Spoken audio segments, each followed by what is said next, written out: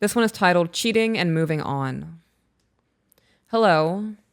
My ex keeps sending me your videos about moving on from cheating and how the partner being cheated on has to let it go. I would really like some deeper context. This is why. Hold on. Hold on. This sounds like someone trying to use our videos to manipulate. Yeah, and this is why you don't watch a 3-minute clip or a 2-minute clip and be like, Right. love those guys. No. Or hate those guys.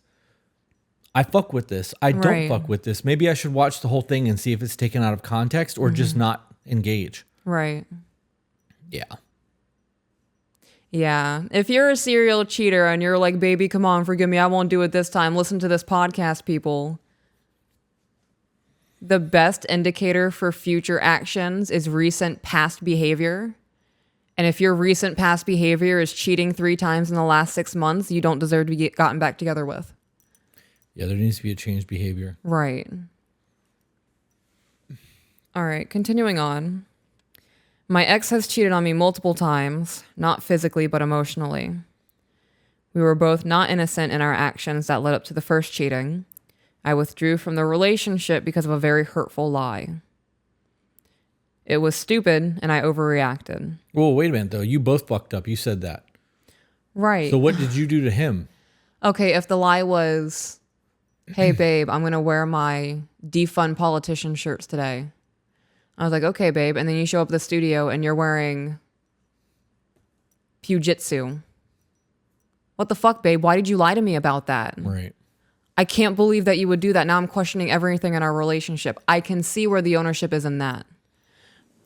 But if he was like, hey, babe, I'm getting off at 5:30. I should be home by 6.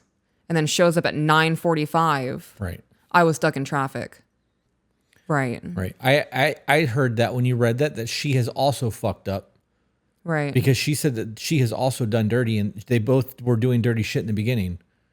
Well, she said we were both not innocent in our actions that led up to the first cheating. Right. I withdrew from the relationship because of a very hurtful lie. That's what she means. She was not innocent in it. So her sin in this is that she withdrew because he lied to her. Right. Okay. But also downplay it by saying it was stupid and I overreacted. But we don't know what the lie was. Yeah, okay. See, that makes a little that changes my entire thought process. Okay. Thank you for the clarification. You're welcome. Continuing on. Yes. In turn, he cheated by meeting a coworker he fell in love with very quickly. He lied and breadcrumbed me, and I still feel like I never got the full story. He told me at first it wasn't true, and I was crazy and making things up in my head, and as I would find things, he would slowly admit to it.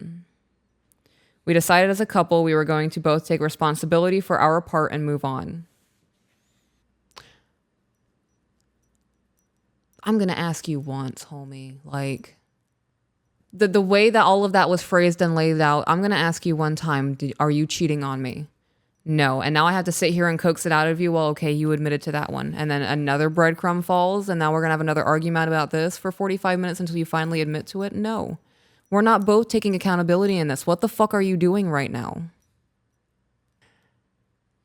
I can tell you're staring at my hands because I'm just sitting here processing, and it's making me feel like I'm rendering really slowly. Well, I don't want to say something and then you'd be like, I wasn't done. Okay. So I'm really fucking trying not to interrupt you. Okay. And I know sometimes I get excited and I can't help it. I appreciate that. I'm working on it. Okay. It sounds like, so we looked up the definition of gaslighting. Mm-hmm. And what she just laid out sounded like gaslighting. She's finding evidence. You're just making shit up, babe. Right. It's all in your head. What are you talking about? You get to use that tool once. And if I get the inkling that you're trying to manipulate me in that way ever again, we're done. And he kept doing it over and over and over and over. I'm not speaking to you specifically. I'm just speaking to some made up scenario. I get it. The shit that people pull and can get away with because there was somebody who is damaged and has never been treated right. So they don't know the extent of what is good and what isn't. Blows my mind. Are you done? I'm done. This is an ex. Yeah. Oh yeah, this is an ex. Not everybody's meant to be together. Yep. I would leave this one as an ex. Why are you sending me videos, bro? We're done. Yeah. Like, we didn't work out. We gave it our run. You fucked that up. Yeah, he's just trying to further manipulate you by using our videos. Right. Tell him to beat feet. Find a gentleman. Go about your life. I hope he comes across this video. Listen to this one, buddy boy. You fucked up. Maybe watch our long form content on YouTube and take some accountability. Yeah. This is why we don't have private messages from people. Right. This is why we're not fucking engaging with people of the opposite sex on a regular basis. Like, we play D&D with a group that has two of our actual best friends and a couple who we've been asked to ordain their marriage. Mm-hmm. I am the DM. I should be able to message every woman in that group because we are playing a game. Mm-hmm. Out of respect for our relationship and their relationships, Zach has created a new Discord where you have admin capabilities so that you can see what's going on in the event that you want to, so that if I need to send something secretly to somebody for the game, it's there. This is a transparency thing. Mm-hmm. And people are going to be like, well, that's excessive. Is it excessive? Because my wife doesn't have to worry about anything that's going on. Your peace of mind, is that excessive? Because I don't think so. You have a good peace of mind. When I came out this morning, it's like, babe, here's what Zach did for us. You're like, oh, I fucking love that. Yeah, I love it too. And what'd you say to me? I said, thank you for just the sanctity of our marriage and taking it so seriously. Right. I appreciate the effort that you put into it, even though you don't have to. Right. If you want to make sure that your partner is not having insecurity, fears, and doubts, don't give them reasons to have insecurities, fears, and doubts. This is really fucking simple. You see those videos where a dude's got a plate of food and she goes to like reach for something and he grabs the food, and she was going for the phone, and they're like, oh, you see where his priorities are. Yeah. It's a difference. If you were to reach for my phone, I'd be like, what are you doing? Right. I mean, you need to like Google something. Like, I don't understand what's happening right now. I'm not going to be like, no. Right. Dare you. I might grab my burrito. If it's a brownie, I might smack your hand from trying to eat my brownie. Jiu-jitsu. Yeah. I don't know. I don't think that there's a reason for any of this. I got to be honest, regardless of what the rest of this email says, and we can absolutely get through it. You started this email with my ex. Yeah. So I'm going to be honest. I'm not going to read the rest of this email. It's not a long email, but it's more just explaining of the foul things that he did to her and unchanged behavior. So the question is it wrong to expect that as long as I'm calm explaining myself that he would try to help me feel comfortable?